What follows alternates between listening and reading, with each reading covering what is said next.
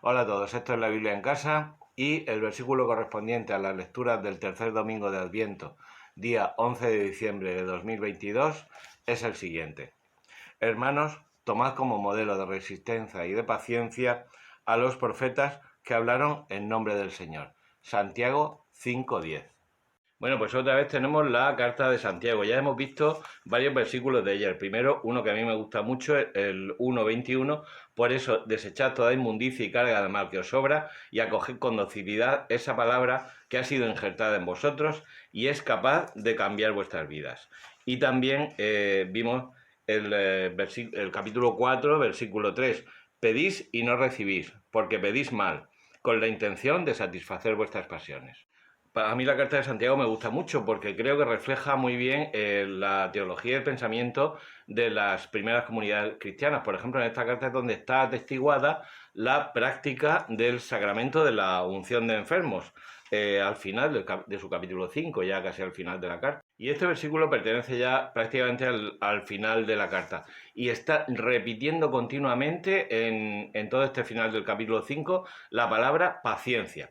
Curiosamente, según Alan Kayder, un teólogo menonita o anabaptista que ya murió, en un libro publicado en el año 2017 que se llama precisamente La paciencia, dice que la paciencia era lo que distinguió y lo que hizo fructificar el cristianismo de las primeras comunidades cristianas en aquella sociedad romana en la que la paciencia era algo despreciable.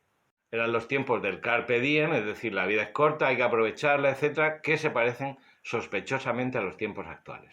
Y otro documento de estas primeras comunidades cristianas, la segunda carta del apóstol San Pedro, en un versículo además muy utilizado en apologética, que dice, segunda de Pedro 3:15, y considerad que la paciencia de nuestro Señor es nuestra salvación. También el término paciencia lo encontramos muy citado en las cartas de San Pablo, sobre todo en Romanos. Por ejemplo, Romanos 5:3-5. Más aún, nos gloriamos incluso en las tribulaciones, sabiendo que la tribulación produce paciencia, la paciencia virtud probada, la virtud probada esperanza. Y esta paciencia, ¿cómo la expresa la carta de Santiago? Con la palabra macrocimía. Macrocimía es la paciencia respecto a las personas, es decir, es la misma paciencia que Dios tiene con nosotros, que Dios misericordioso tiene con nosotros, de amarnos a pesar de nuestros pecados y y tener paciencia con nosotros, como decía la segunda de Pedro 3:15.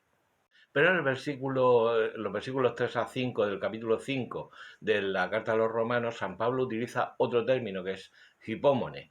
Hipómone es la paciencia, pero referida a la paciencia que es capaz de resistir la adversidad, es capaz de no doblegarse ante las circunstancias adversas y que nos hace seguir recuperándonos y que en el contexto cristiano tiene como meta la promesa de Dios, la esperanza.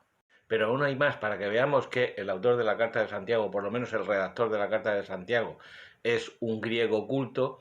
En el versículo 11, hemos visto el nuestro es el 10, en el versículo 11 del capítulo 5, vuelve a hablar de la paciencia, pero ya no utiliza la palabra macrocimía, utiliza la palabra hipómone, como San Pablo. Es decir, esa virtud de persistencia ante la adversidad que nos hace recuperarnos teniendo en cuenta la promesa de Cristo que nos lleva a la esperanza. Y lo que más me resulta interesante, que en este versículo que aparentemente no tiene mucho que decir, es que en las primeras comunidades cristianas, como atestigua esta carta de Santiago, ya existía lo que podemos llamar los santos, es decir, los modelos de conducta, porque dice, tomad como modelo de resistencia y de paciencia a los profetas que hablaron en nombre del Señor. No solamente lo que dijeron en nombre del Señor, sino la propia persona de esos profetas. Estamos, pues, por tanto, ante lo que luego serán los santos de la Iglesia Católica. Sí, porque aquellos que nos precedieron en la fe para las primeras comunidades cristianas no son el pasado, son un presente que hay que hacer vivo hoy y aquí. El versículo siguiente lo dice: mirad, nosotros proclamamos dichosos a los que tuvieron paciencia. Beato significa dichoso, bienaventurado significa dichoso. Por tanto, aquí están los santos de nuestra iglesia. Y si no te lo crees, léetelo. Que la Biblia te acompañe.